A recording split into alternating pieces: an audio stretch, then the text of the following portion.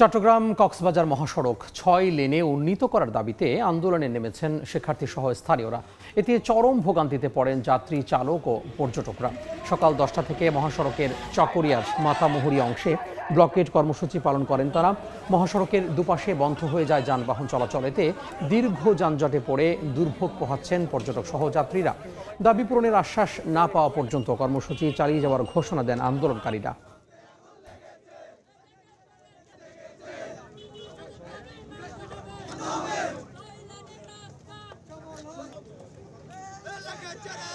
চট্টগ্রাম কক্সবাজার হাইওয়েতে যতগুলো মানুষ মারা গেছে বেশিরভাগই রুট অ্যাক্সিডেন্টে। আমাদের দাবিটা হচ্ছে সরকারের কাছে আমাদের চট্টগ্রাম কক্সবাজার মহাসড়কটা যেন ৬ লেন উন্নীত করা হোক। কেরানীহাট সাতকানিয়া থেকে এদিকে কক্সবাজার পর্যন্ত এখানে এটা হচ্ছে একদম সংকুচিত, অনেক বলতে গেলে এটা গ্রামের রোডের মতো এই বিশ্ব রোড। এটা দ্রুত সময়ের মধ্যে ৬ লেন চাই। এই মুহূর্তে কক্সবাজারে চকরিয়ায় আছেন সহকর্মী সুজাউদ্দিন রুবেল। আমরা সরাসরি যুক্ত হব তার সঙ্গে। কোনো ধরনের তালবাহারা চলবে না, এই নিয়ে কক্সবাজার চট্টগ্রাম যে মহাসড়কটি রয়েছে সেটি ৬ লেনে করতে হবে, এমনটাই দাবি করছে এখানকার ছাত্র সমাজ।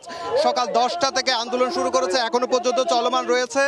আমরা দেখতে পাচ্ছি এই কক্সবাজার চট্টগ্রাম মহাসড়কের চকরিয়ার যে মাতামুহুরী অংশ রয়েছে সেই মাতামুহুরী অংশে শুধুমাত্র যে জরুরি প্রয়োজনে যারা চিকিৎসার জন্য যাচ্ছে তাদেরকে যাওয়ার ব্যবস্থা করে দিচ্ছে, এবং অন্যান্য যে গাড়িগুলো আছে, দূরপাল্লার যে বাসগুলো আছে সবগুলো এখন পর্যন্ত আটকে দেওয়া হয়েছে, যে তাদের দাবি দেওয়া না মানা পর্যন্ত, কোনো ধরনের আশ্বাস না আসা পর্যন্ত এই আন্দোলন তারা চালিয়ে যাবেন। তারা বলছেন প্রতিনিয়ত এই মহাসড়কে মানুষজন মরছে, সড়ক দুর্ঘটনা হচ্ছে, এবং এই দুর্ঘটনার কারণ বলে কক্সবাজার চট্টগ্রাম মহাসড়ক শুরু হওয়ার কারণে এই দুর্ঘটনা ঘটছে, যার ফলে তারা ৬ লেনের মহাসড়ক দাবি করছে।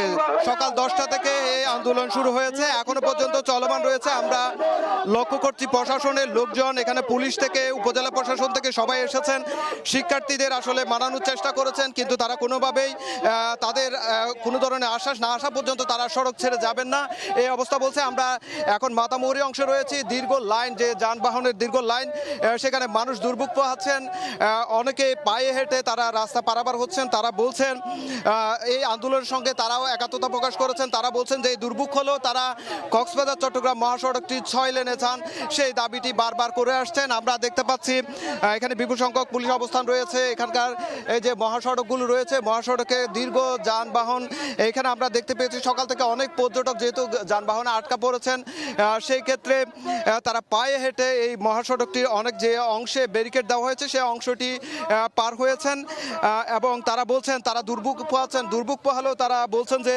যেহেতু এটি পর্যটন নগরী কক্সবাজারের এটি মহাসড়ক, এই সড়কটি যাতে বড় করা হয় সেই দাবিটি করছেন। এখানে উপজেলা প্রশাসনের কর্তা ব্যক্তিরা এসেছেন, আমরা দেখতে পেয়েছি তারা অনেক চেষ্টা করেছেন, কিন্তু এখনো পর্যন্ত তাদেরকে যে আশ্বাস, সেই আশ্বাসটি না পাওয়ায় ছাত্র জনতা এখন পর্যন্ত তারা রাস্তা ছাড়েননি। তারা রাস্তাতে অবস্থান করছেন, স্লোগান দিচ্ছেন, স্লোগানে তারা দাবি তুলছেন কোনো ধরনের তালবাহানা চলবে না, এই মহাসড়ক ৬ লেনে করতে হবে, এই দাবিটি তারা করছেন। তো এই ছিল আমার কাছে চকরিয়া অংশ থেকে সবশেষ।